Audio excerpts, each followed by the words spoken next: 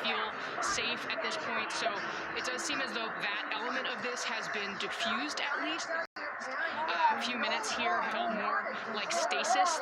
The members who are involved in the actual functioning of our government have been removed from the immediate danger of the situation, and now the question is, how are they going to move forward and secure the building? So we are here in the Russell Senate office building, where things have been largely quiet. Across the street, of course, the Capitol building, where you can see those protesters still milling around. But again, Savannah, important to underscore, this has halted the process, the regular process of our government. Yeah, Casey, that's where I was going. I mean, this is January 6th. This is a date that was in stone. This is when you're supposed to certify the electors for the transition of power. I mean, that obviously is not possible right now.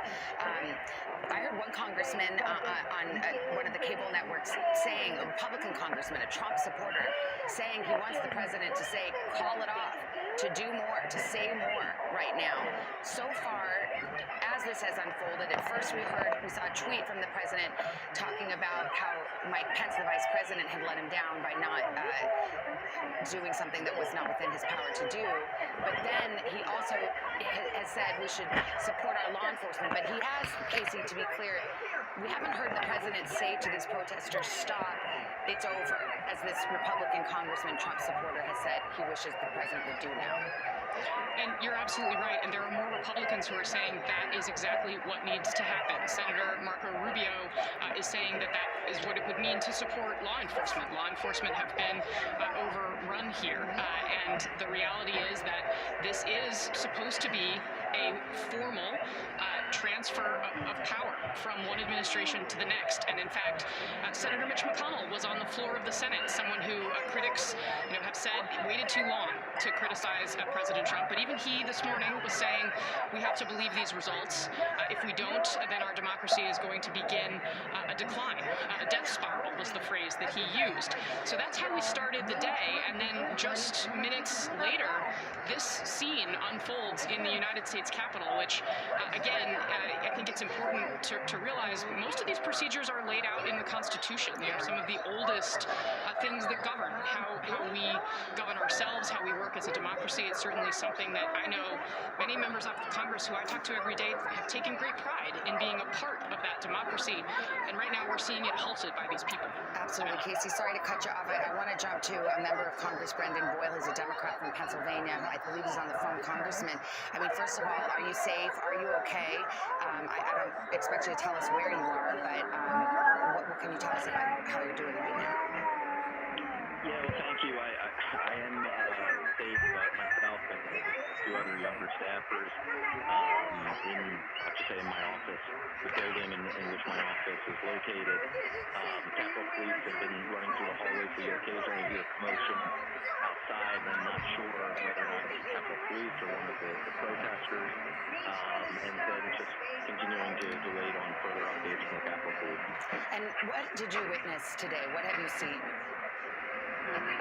Well, I've obviously never seen anything like this before, and it wasn't a surprise that we were going to have this large crowd of protesters, so it's still a mystery to me how this crowd was able, within about 10 or 12 minutes of starting, able to breach both sides of the Capitol, both the east side and the west side, and get into or right around the House chamber, as well as apparently from texts I'm getting from friends of mine who serve in the Senate, they were able to get into the Senate chamber as well. So that is just absolutely inexplicable to me that happened. But ultimately, though, the bigger threat, in my view, is not the thousands of people who are here today, even though they're armed and they are a threat. The bigger threat is actually those who have incited them all along the way, cheering this on. That's the real threat. Well, at this point,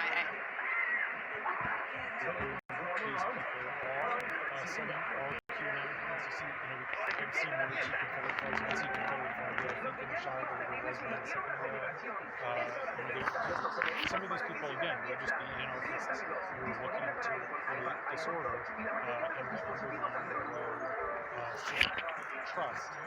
Other people, may even get swept up in it.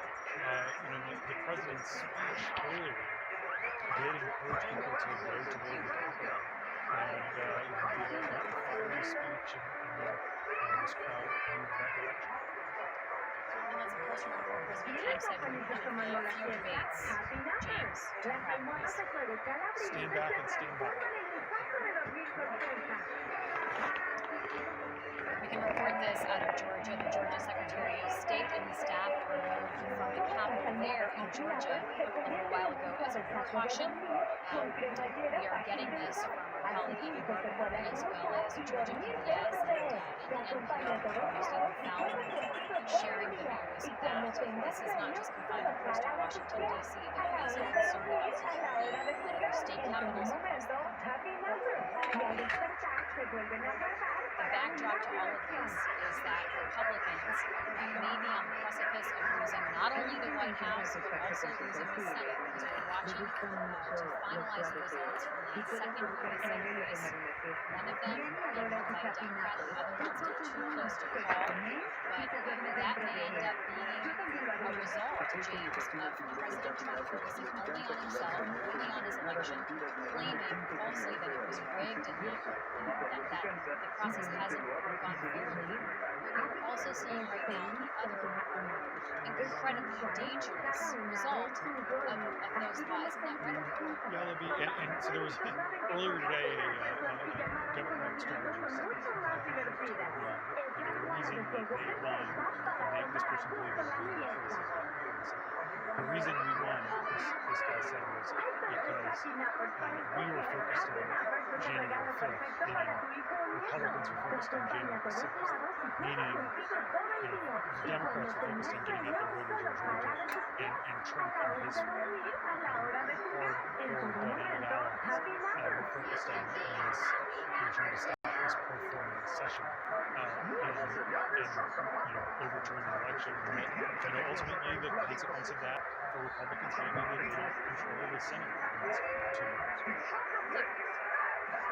No audio. They just cut out. Looks like they and sometimes the Senate. Like they just ushered Mike Pence out really quickly. Yes, they did. That's exactly what just happened there. They ushered Mike Pence out. They moved him fast. I saw the motions too. And the vice president has an office right off the Senate floor. All of those offices have lots of windows. That's why they're prime territory. So there are also tunnels under the Capitol where all of us have gone, the railroad tunnel, the tunnel between the buildings. There are many ways to get him out of the Capitol building and to be escorted inside the building underground, and he could come up on the other side. A reminder, these are pooled cameras. Trust me, we would love to show you the other side of the Senate chamber. Let me just also say, that sound there, to clear all those people away from that East Front, that's the East Front where Joe Biden, after the inaugural, is supposed to be reviewing the troops. That just to let people realize that's where the outgoing president gets on the helicopter to fly away, if you remember all of the past inaugurals. Is this Secret Service that's just walked in, guys? I don't want to speculate, but I had the same. You hit it, Katie. I had the same first instinct there too. Felt like a lot of guys. A lot of guys. A lot of guys, and a lot of vests. Protection. And they're doing it again. I think we should talk about just what happened a couple moments ago with Donald Trump saying, let's go to the Capitol, let's go to the Capitol, let's go to the Capitol. And look at what is happening right now. They're trying to certify Joe Biden's election, or to count it. Joe Biden's election. We have a number of Republicans who are objecting, saying this isn't fair. And Donald Trump's supporters are taking them at their word, and they are doing what they see as necessary to keep him in office. I keep thinking about this moment that I had with a Trump supporter in Pennsylvania saying he will do whatever it takes. Katie, right now there is a police. They're evacuating this. There's Capitol Police right in the. Let's find out. The chair.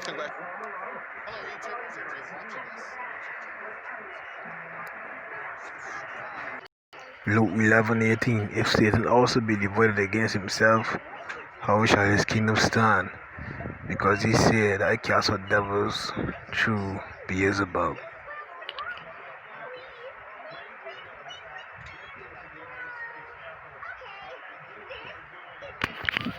Jeremiah 51:9. We would have healed Babylon, but she is not healed. Forsake her, and let us go everyone into his own country, for her judgment reacheth unto heaven, and is lifted up even to the skies.